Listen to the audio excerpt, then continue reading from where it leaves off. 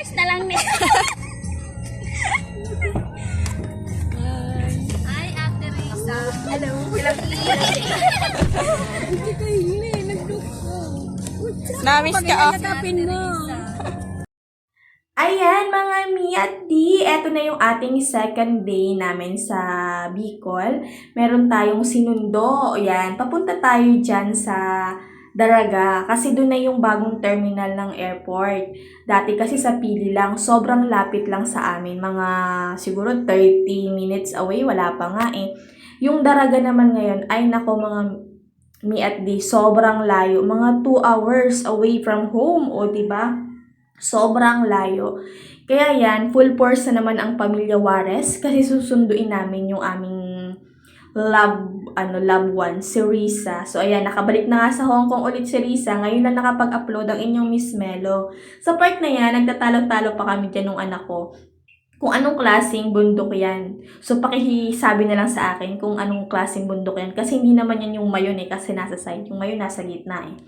So, ayan, medyo malayo pa tayo dyan. Puro, lang makikita nyo dyan, puro langit. Kasi sobrang favorite namin yan. Ang dami nating dadaanan pang mga lugar, diba? Hindi lang ako sure sa sunod-sunod, pero dadaan natin yung Pili, Bula, Bato, Nabua. Ano pa bang mga lugar? Hindi ko kasi kabisado eh. Legazpi, diba? Tapos yung Albay. Hindi ko alam yung sunod-sunod, basta sobrang haba ng biyahe namin. Then, may shortcut din dyan. Sabi nga ng anak ko dyan, pagkakita niya pa ng shortcut, alam niya na kung nasaan na kami. O, diba? Alam niyo naman ang inyong Miss Melo, hindi siya maano sa location. As in, mawawala talaga ako. Hindi ako matandain. Sobrang ako makakalimutin. O, diba? Ganun talaga siguro kapag nagkakaedad na ang Miss Melo nyo, hindi na pabata, patanda na ng patanda. Pero okay lang yan, at least tumatanda. So, sa part na yan, nasa ba kami? Legazpi na ata, yan, malapit-lapit na. Hindi ko pa nakuhaan yung malaking dyan, gin. O, diba, ang hilig sa mga views na ganyan.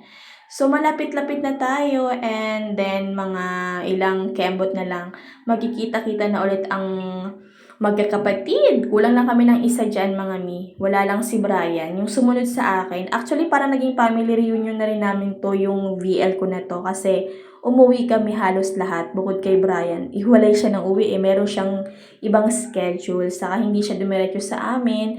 Umuwi siya sa pamilya niya sa Davao. Kasi taga doon yung napangasawa niya. So, ayan, medyo malapit na tayo. Ayan, konting kembot na lang. Ang tagal ng oras dyan, mga Mi, sa biyahe. Masakit sa puwet. Tapos, maalog-alog kasi may mga hams. Pero, ang kagandahan naman sa probinsya, walang traffic kumpara sa Manila, o, diba? Mga yung 2 hours sa probinsya, siguro dito gugugulin natin ng 3 to 4 hours. Ganon ka hassle yung sa Maynila compared dyan sa probinsya, diba? Ang ganda ng langit. Buti nakisama yung panahon dyan. Ay, walang kaulan-ulan. Umulan lang nung pagdating namin talaga, yung first day. Pero yung first day na morning lang ang ulan, then maghapon wala na. Eto yung second day, nakikita nyo naman kung gaano ka-clear yung sky, gaano ka-blue, gaano ka-ganda.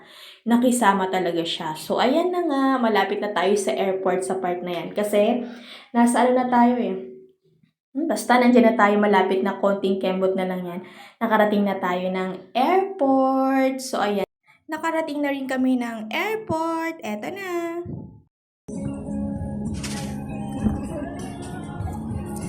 Ay, na Kylie. Kasan Kylie, oh. Rose, Risa. Buhok kami, ah. Siyempre. Si Kylie nagkarigo siya. Mauli na kita? Mananme. Maagi kita. Nag-ano na ka mo, nag-joyride. Susundoon ka. Painom daw akong tubig mo. May tubig ka?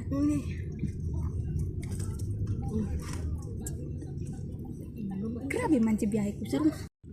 Ano yan? Start.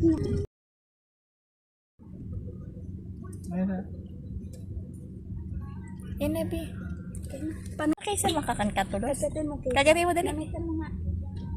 Egg yan. Garo ka man lang nagkakan kayo ng egg pie. Yan, garo egg pie. Ay, sabay sinubo. Sabay sinubo lahat.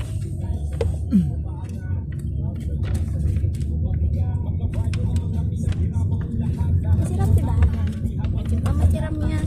May kasabay nga ni kung arong di ka ang bitbit.